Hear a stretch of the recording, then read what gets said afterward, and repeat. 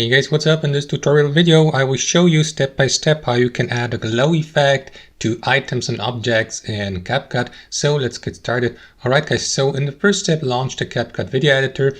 Add a bunch of video clips you would like to use for your project here to the library by clicking on import here and by locating them on your computer.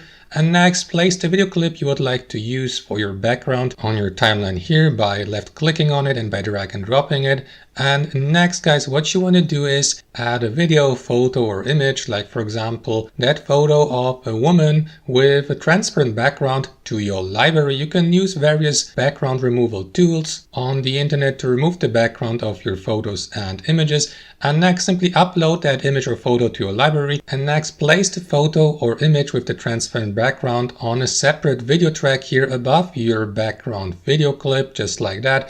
Adjust the length of the video clip if needed so that both align with each other. And after that, left click on your image and head over to the effects here in the CapCut library and search for an effect called glow. As you can see, they feature a variety of glow effects in different variations. Now, for instance, that glow effect here can only be used by users with a premium or pro subscription here on CapCut. Fortunately though, they feature also other glow effects you can apply even with a free membership. So let me go with that one here, for example.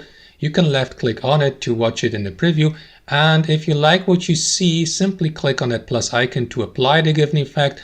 And next, play around with the glow intensity here to the right to make the glow effect even more intensive, just like that, or less intensive. And that's basically it guys. Thanks for watching and have a wonderful day.